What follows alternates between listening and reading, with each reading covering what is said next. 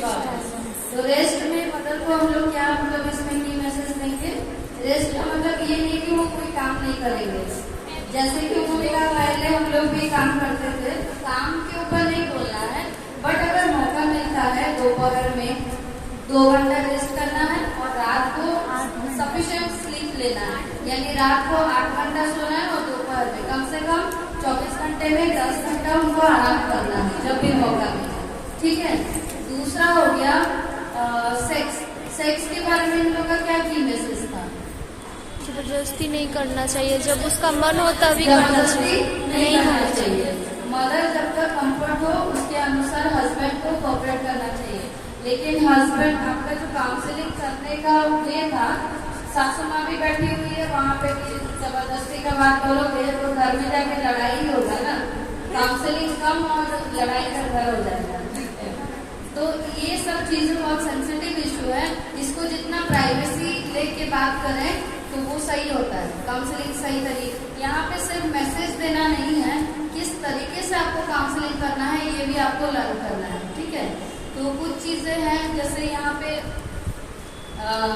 पड़ोसी है, यहाँ पे आप पड़ोसी ना दिखा के एनम भी दिखा सकते थे, क्योंकि पड़ोसी इन्वॉल्व होंगे तो झगड़े तो ज्यादा होंगे ना, कि आपको क्या लेना देना है, ठीक है। आवाज को थोड़ा सा फोकस करना है कि जब हम काउंसलिंग करते हैं 1 to 1 करेंगे और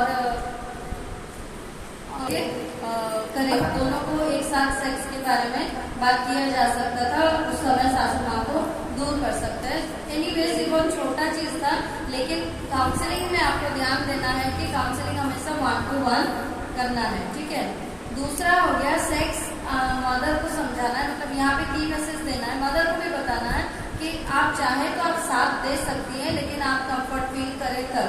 फर्स्ट ट्राइमेस्टर में अवॉइड करना है सेक्स, वो हस्बैंड को समझाना है कि बच्चे के सुरक्षा के लिए, क्योंकि अबॉर्शन होने का बहुत ज्यादा चांस होता है अगर फर्स्ट ट्राइमेस्टर में सेक्स से एब्सटिनेंस ना रहे, ठीक है। और बीच का टाइम इज कंफर्टेबल जब तक मदर कंफर्ट हो, अलग अलग पोजीशंस में हो सकता है, इसके बारे में बताया जा सकता है जिस पोजीशन में मदर कंफर्ट फील करे। और दूसरी बात क्या है,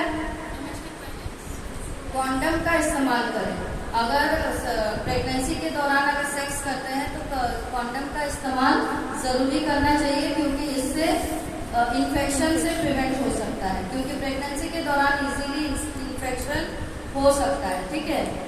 तीसरा मैसेज क्या है सेक्स के बारे में, जबरदस्ती नहीं करना, ठीक है। ओके, लास्ट ट्राइमेस्टर में भी अवॉइड करना है, लास्ट ट्राइमेस्टर या लास्ट मंथ में। नेक्स्ट है डोमेस्टिक वायलेंस में ये बताना है कि माँ को मानसिक और शारीरिक दोनों रूप से स्वस्थ रहना है, तो वो जितना खुश रहेगी आपका बच्चा उतना स्वस्थ बढ़ेगा, इसीलिए आपको घरेलू हिंसा रोकना है, इसके ऊपर जोर देना है। लेकिन ये बहुत सेंसिटिव टॉपिक है, बहुत तरीके से काउंसल करना है, ठीक है मैम। Thank you.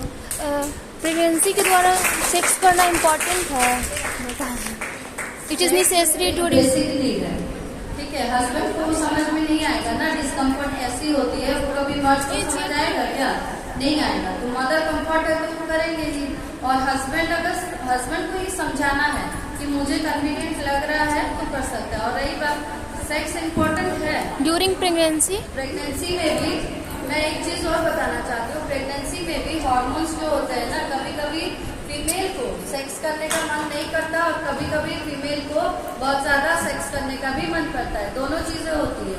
तो ऐसा नहीं है कि अगर आप बैठा दोगे कि प्रेगनेंसी के दौरान सेक्स नहीं भी करना है और उसको मन रहेगा तो उसका ध्यान उसी पे रहेगा ना, तो उसका सोच हमेशा उसके बारे में बना रहेगा। तो इसीलिए सेक्स कर सकते हैं अनटिल मदर इज कंफर्टेबल, और नीड की बात नहीं है। अगर नीड की बात करो तो yes, sex is one of the basic need.